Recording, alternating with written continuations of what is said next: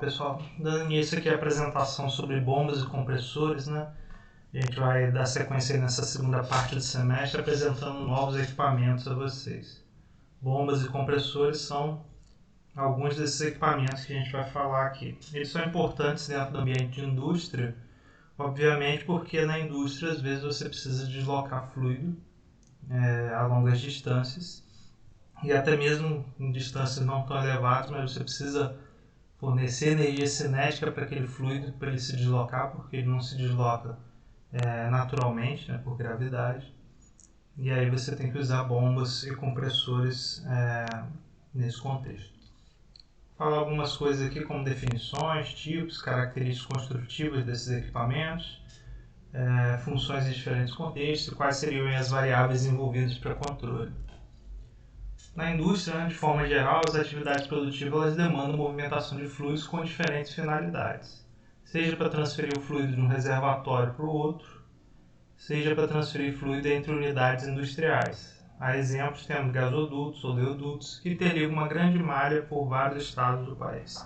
Então, o que ele está dizendo aqui é que você, às vezes, precisa só transferir fluido de um reservatório para o outro em uma mesma instalação industrial, e algumas vezes você tem que transferir esse fluido de um reservatório para o outro, mas que estão em instalações industriais diferentes. E aí o que vai interligar isso são os gasodutos, oleodutos, que são grandes tubos que estão cravados dentro da terra e às vezes no fundo do mar, que transferem o fluido em estado gasoso ou estado líquido, né? Se for estado líquido, oleodutos, estado gasodutos.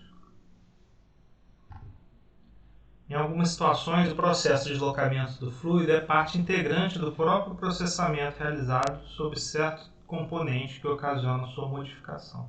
Então, às vezes, transferir o fluido já provoca ali algum tipo de separação, algum tipo de turbilhonamento necessário, algum tipo de processamento a partir da decantação que aconteceu em algum reservatório. Os fluidos eles podem ser deslocados e confinados com auxílio de bombas e compressores para que, com elevadas pressões, possam promover o acionamento de máquinas e garantir a energia necessária para essas tarefas. Isso aqui é um exemplo, né, que a gente até estava falando da questão da caldeira. Né? A caldeira é um tipo de equipamento que ela eleva a pressão de um fluido, né, no estado gasoso e fornece esse vapor pressurizado, às vezes, para acionamento de máquinas. Tem algumas máquinas que elas precisam ser acionadas e se fosse fazer isso por motores elétricos ficaria muito caro. Então o pessoal às vezes queima combustível para gerar vapor e usa esse vapor de alta pressão para poder acionar essas máquinas. Às vezes você poderia ter ali turbobombas, né, sendo acionadas por esse tipo de processo, esse tipo de energia cinética. Quando o fluido está em estado líquido, utiliza-se para realizar o deslocamento ou elevação de pressão desse fluido, né, as bombas. Então, regrinha, né? Bomba é usada para deslocamento de fluido em estado líquido. O princípio de funcionamento de uma bomba centrífuga, por exemplo, é que o impelidor fornece energia ao fluido, acelerando o mesmo, que em função da força centrípeta recua para a periferia dessa peça. Então essa peça, né, que é o impelidor, daqui a pouco vocês vão ver algumas imagens dele, ele é uma peça mecânica, né, que é construída geometricamente para poder extrair com eficácia, né, com alto rendimento, essa transformação de energia mecânica, né, em deslocamento de fluido dentro desse equipamento que é a bomba. Então o fluido ele ocupa partes, né, dentro desse impelidor e como esse impelidor está acoplado ao eixo de um motor, ele gira em alta velocidade.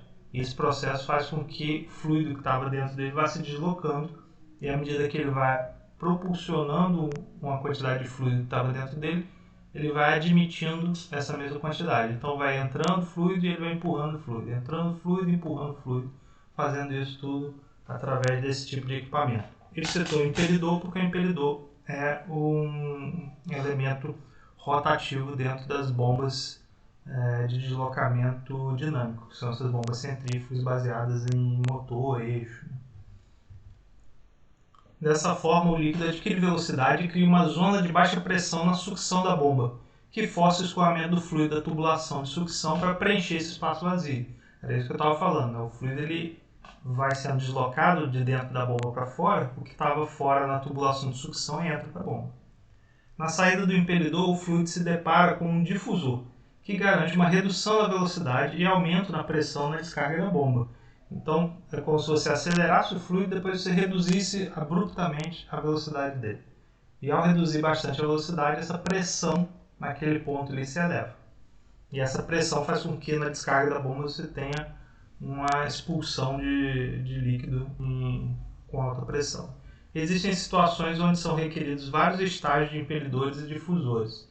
Então, dependendo da potência que você quer dar nessa bomba, né, o head que você quer nela, você precisa utilizar, acoplado ao mesmo eixo rotativo, vários conjuntos de impelidor / difusor. Porque ao longo desse sistema ele vai aumentando a pressão entre sucção e descarga. É como se ele tivesse várias sucções e várias descargas, mas tudo dentro de um mesmo equipamento, de uma mesma bomba. Ele está mostrando aí em corte uma bomba onde você vê a peça aqui, né? Esse eixo todo que está colocado aqui é o eixo acoplado à máquina rotativa, normalmente um motor elétrico, né? E essas peças vão transferindo esse movimento para dentro do impelidor que está dentro da bomba aqui. E ao circular aqui, ele vai admitindo fluido e empurrando. Vocês veem que ele tem esses orifícios aqui, que é por onde o fluido entra, né? Ele entra pela sucção e é empurrado pela descarga aqui em cima, passando pelo difusor para criar esse estrangulamento e essa elevação de pressão para poder fazer isso funcionar. Lembrando que bombas sempre fazem isso, tá, pessoal? Admite na sucção, que normalmente é o frontal ali da bomba, e enviam, né, para a descarga, que é a parte superior, a tomada superior da bomba.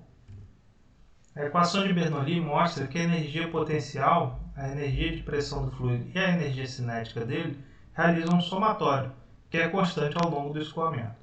Na prática, existe perda de energia em função de atrito, conhecido na indústria como perda de carga. Então, se você está deslocando um fluido por uma tubulação, essa tubulação ela não é tipo um condutor perfeito lá da elétrica, né? Ela cria uma resistência, assim como os condutores também na prática não são perfeitos, eles também têm resistência ao escoamento da corrente elétrica. Aqui eles têm resistência ao escoamento do fluido. A perda de carga será maior quanto maior for o comprimento do trecho. Então, essa é uma informação importante. Se você quer bombear um fluido ou comprimir um fluido para longas distâncias, esse trecho é maior. Então, naturalmente, a perda de carga, que é a resistência ao escoamento, será maior. Menor for o diâmetro da tubulação, ou seja, se você tem uma tubulação restrita, você vai passar menos quantidade, menos volume de fluido por unidade de tempo naquela tubulação. E quanto maior for a velocidade do fluido. Então, o fluido está sendo acelerado por uma determinada rotação na bomba, ele consegue atingir velocidade mais alta dentro da tubulação.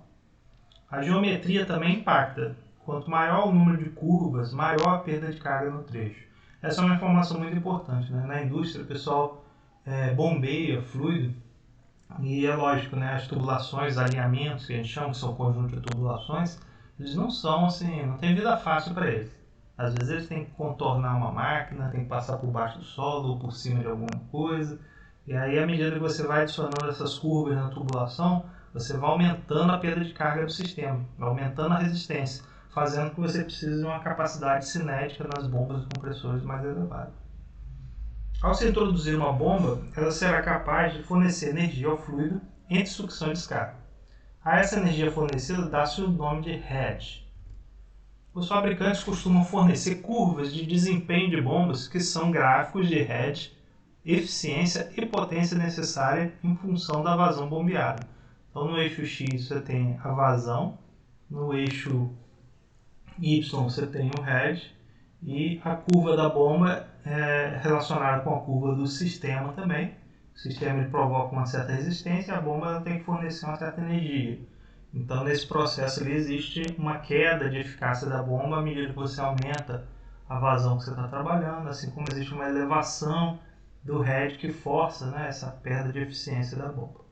E aí essas tabelas de curvas para desempenho de bombas, sabendo que bombas podem bombear qualquer tipo de fluido, não somente água, mas normalmente essas tabelas são elaboradas tendo como base o fluido deslocado sendo água.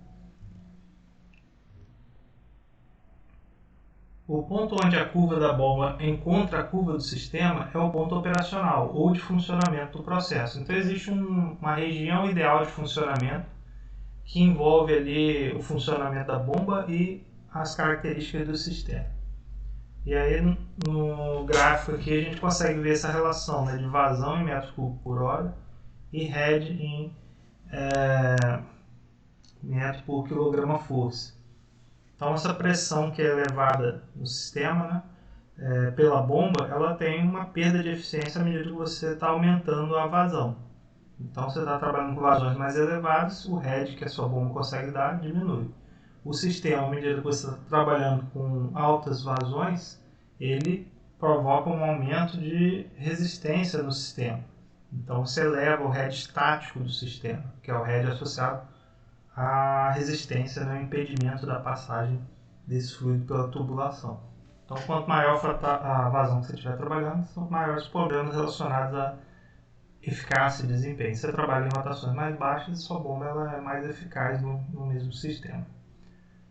E aí a relação entre head, potência e rendimento da bomba, né, que variam em função sempre da rotação. Então a rotação está associada à vazão ali e a vazão, logicamente, é proporcional de forma quase que linear à rotação. Mas o head, por exemplo, é proporcional ao quadrado da rotação e a potência ao cubo da rotação. Então essas variáveis aí que envolvem bombas, elas têm uma relação total aí com rotação, mas nesses termos aí, seguindo essas funções matemáticas. Uma bomba é colocada em um sistema para permitir que um líquido escoe entre pontos do mesmo sistema. Na prática, deseja também controlar esse escoamento, né, chamado controle de vazão. Então você coloca a bomba que você quer deslocar o fluido, mas não quer dizer que você quer deslocar o fluido sempre naquela mesma vazão. Por isso colocamos um controlador de vazão no sistema. Esse controle tem como objetivo variar o ponto de operação da bomba / sistema. Então é como se ele estivesse modificando ou o head estático do sistema ou o head dinâmico da bomba. Na verdade, no final das contas, o que ele está fazendo é alterar o sistema. Porque imagine comigo, você tem a bomba toca a plena carga ali, plena potência, e desloca o fluido numa tubulação. A válvula que vai ser utilizada para inserir perda de carga nesse sistema, ela está modificando a natureza do sistema e mexendo nesse head estático. Então, se ela restringe, fica mais difícil para a bomba vencer aquela resistência. Então, a bomba tem que trabalhar com uma potência maior ou vai consumir, né, uma corrente maior naturalmente. E se ele aumenta a abertura da válvula de controle, ele está aumentando a seção transversal do fluido. Lembra que isso tem a relação com a largura da tubulação? Então fica mais fácil fluir entre os pontos A e B o fluido deslocado pela bomba com a mesma capacidade relacionada. 3 formas de fazer esse tipo de controle. Atuando na curva do sistema através de uma válvula, atuando na curva da bomba usando um variador de rotação, que na indústria é chamado de inversor de frequência, já foi chamado também de conversor de frequência, recirculando parte do fluido bombeado de volta para a sucção. Então você também vai trabalhar com válvula de controle aí, mas ao invés de você simplesmente botar uma válvula de controle na seção transversal da tubulação que está na descarga da bomba, você faz uma espécie de bypass. Então você tira uma derivação que sai da descarga e volta para a sucção. E nesse trecho é que você coloca a válvula, abrindo e fechando ela para você determinar o quantos por cento você quer de recirculação da descarga para a sucção. Aí uma imagem que mostra esse sistema, né, de controle de vazão a partir de bomba tocando a plena potência. A bomba está ligada, ela está ou ligada, energizada e circulando o máximo que ela consegue, ou ela está desligada, 0% de vazão. Né? Mas supondo aí que a bomba está ligada, 100% de vazão dela, a jusante da bomba, ou seja, depois da bomba, eu tenho instalado um medidor de vazão, que manda um sinal para um controlador indicador de vazão, que por sua vez manda um sinal para a correção da válvula de controle. Essa válvula de controle vai aumentar ou diminuir o espaço por qual o fluido vai circular nesse trecho de tubulação, para tentar fazer com que a vazão, que está sendo medida pelo medidor, fique dentro do set point que é o ponto de referência informado lá no controlador de vazão que a gente deseja. Perceba que isso é um sistema que ele tem uma certa perda de energia, porque se eu envio o fluido à plena potência da bomba e depois eu restringo isso, essa vazão, é porque eu estou trabalhando com uma energia a mais do que necessário. Então, o sistema que utiliza inversor de frequência, que é aquele que controla a rotação da bomba, ele é um pouquinho melhor nesse ponto, do ponto de vista de desperdício de energia cinética. Nesse tipo de configuração, insere-se um medidor de vazão em série com uma válvula na tubulação de descarga da bomba. É recomendado instalar esse medidor antes da válvula, em função do regime turbulento que pode ocorrer depois dela. As válvulas de controle, elas não têm elas modificam assim, o regime de escoamento do fluido na tubulação. Então essa recomendação aí de instalar o medidor sempre antes é porque você cria ali uma espécie de pulmão que evita turbilhonamentos a um montante dessa válvula. Se você colocar o medidor depois da válvula, você vai ter esses turbilhonamentos que vão provocar alterações no valor medido de vazão que pode atrapalhar o sistema de controle. A válvula será estrangulada, ou seja, reduzida a seção dela, né? Aumentando a perda de carga no sistema, ou seja, criando mais resistência para o fluido passar, para ajustar a curva do sistema.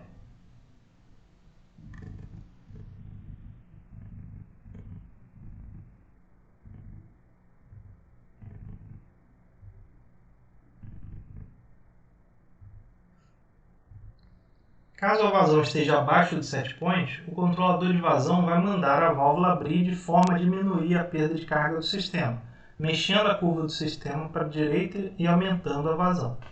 Essa estratégia tem a desvantagem de gastar mais energia, pois a bomba sempre está bombeando com uma pressão maior que a necessária, ocasionando um ponto de perda de energia na válvula, o que eu comentei antes aqui, né, do controle menos eficiente de vazão nesse tipo de situação industrial. Mas às vezes é o que tem disponível, é o que dá para fazer, é o que foi feito numa certa época. Às vezes a questão também de NPSH, que é um outro parâmetro associado a bombas, que diz o quanto que você tem que ter de pressão na sucção de uma bomba e também na descarga dessa bomba dentro do sistema, pode requerer que você precise sim trabalhar com a bomba a plena carga, né? Então, se uma bomba, por exemplo, uma bomba booster, ela está trabalhando para elevar a pressão para a sucção de uma outra bomba, que é a bomba principal, esse tipo de situação pode ser necessária.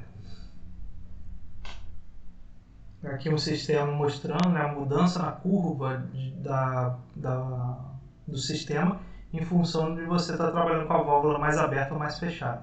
Lembra que é aquele mesmo gráfico anterior, só que modificando ali a região que você está trabalhando de vazão e a curvatura do sistema em função de pressão e de vazão. Controle de vazão por variador de velocidade, né, ou inversor de frequência. Né? Eles são os dispositivos utilizados para essa finalidade, né, que é controlar a rotação do motor elétrico que aciona a bomba. Então, a bomba ela tem seu acionamento sendo feito por um eixo rotativo, né, que é o mesmo eixo que está acoplado ao eixo do motor elétrico. E aí esse motor elétrico girando então com uma certa velocidade faz com que a bomba gire a essa mesma rotação. Então controlar a rotação da bomba é nada mais do que controlar a rotação do motor elétrico. Motores elétricos de indução, motores trifásicos, né, elétricos, eles conseguem ter a sua rotação variada. Eles conseguem trabalhar em diferentes valores de rotação. Mas para isso eles precisam de um equipamento que foi desenvolvido que é chamado inversor de frequência. Então o inversor de frequência ele consegue variar a rotação de um motor de indução trifásico variando aquelas variáveis elétricas conhecidas como corrente, tensão e frequência. Tá? Existe toda uma explicação eletrônica, né, eletroeletrônica, para o funcionamento desses inversores e de como eles conseguem fazer esse processo de transformar um equipamento que foi concebido para funcionar apenas ligado ou desligado, plena carga ou totalmente desativado, né? Fazer com que ele varie como se fosse um motor de corrente contínua, que tem a sua rotação variando em função da tensão que é aplicada nele. é justamente isso. Eles conseguem variar a tensão, mas eles também têm que variar outros elementos, tipo corrente e frequência, para poder conseguir fazer com que essa máquina seja acionada e continue rodando. E aí uma representação gráfica de um sistema de controle onde você tem um medidor de vazão, mas agora não tem mais a válvula. Tá vendo? Ele manda um sinal para um controlador indicador de vazão, que por sua vez manda um sinal de, na entrada remota do variador de velocidade do motor elétrico, que é o inversor de frequência. O inversor de frequência normalmente é um equipamento que ele tem um painelzinho para ser operado pelo operador humano. Mas ele também tem uma entrada remota, se não me engano, de 4 a 20 mA, que pode receber um sinal, por exemplo, do controlador. E aí o que ele faz, na verdade, o controlador, é ajustar um parâmetro lá dentro do inversor, que é como se fosse um set point de rotação, dizendo qual é a nova rotação que o motor tem que assumir. E lógico, a saída do controlador proporcional ao erro que existe entre vazão, medido pelo medidor, e o set point que foi ajustado no controlador. Então esse sinal que sai do inversor de frequência, ele manda, né, um certo nível de tensão e ajusta ali corrente e frequência para fazer com que essa bomba rode mais devagar, esse motor elétrico rode mais devagar e a bomba tenha uma vazão menor, ou rode mais rápido e a bomba tenha uma vazão mais elevada, para poder fazer a vazão medida ali no medidor ficar próximo do set point ajustado no controlador de vazão. Nesse caso, o variador de velocidade altera a rotação da bomba mexendo na sua curva e trabalhando em regiões de vazão diferentes. Então vocês veem que aqui já é o contrário, ao invés da curva do sistema mudar, ela permanece a mesma, e o que você faz é fazer a bomba ter uma curva diferente. Mas você só consegue fazer a bomba ter uma curva diferente se você acionar essa bomba utilizando um motor de indução trifásico que está tendo sua velocidade controlada. Então na indústria é isso, não dá para você usar um motor de corrente contínua na indústria, porque a potência requerida, a corrente demandada, a carga que ele vai ter que acionar, é tudo mais elevado do que você, por exemplo, acionar aqui um equipamento simples dentro da sua casa, né? As vantagens do variador de velocidade são bastante significativas, mas seu custo é elevado. A redução de corrente na partida e na operação em regime da bomba é uma coisa importante, né? Esses equipamentos eles conseguem fazer isso. Um dos problemas do acionamento de máquinas elétricas na indústria é a partida da máquina.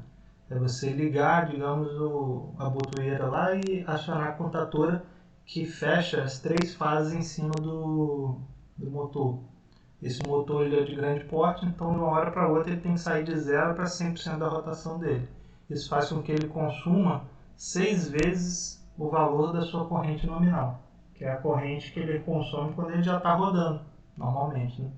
Então você tem um pico de corrente muito elevado na partida, mas com o inversor de frequência ele consegue partir esse equipamento em rampa e minimizar esse problema de consumo.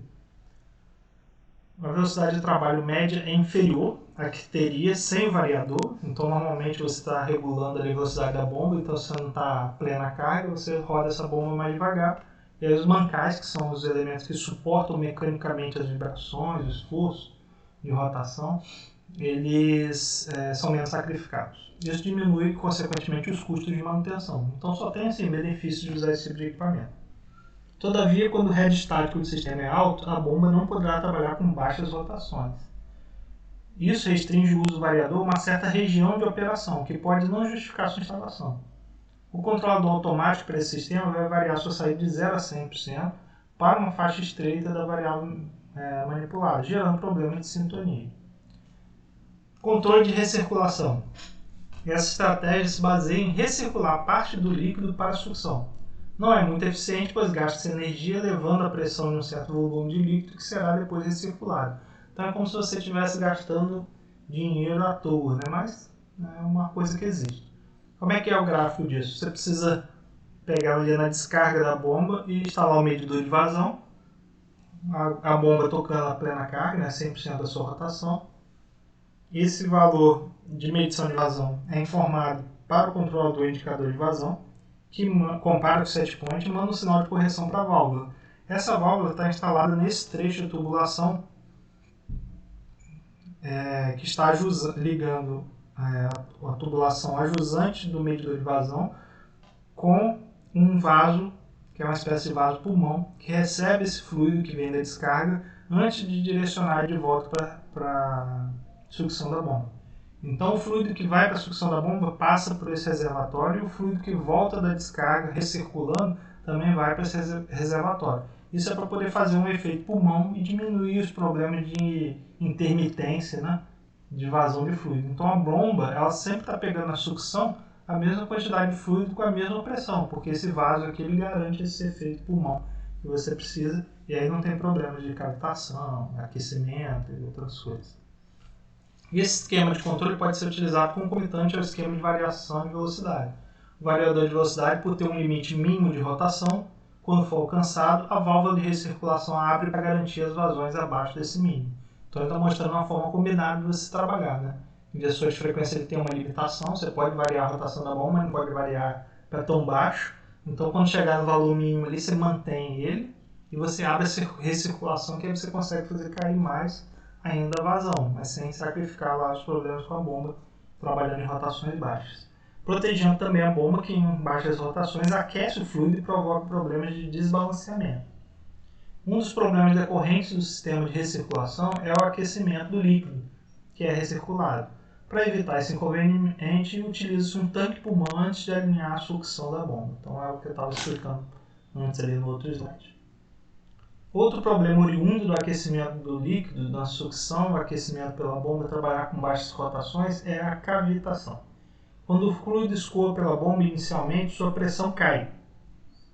Caso essa pressão caia abaixo da chamada pressão de vapor, formam-se bolhas que escoam junto com o líquido para dentro da bomba.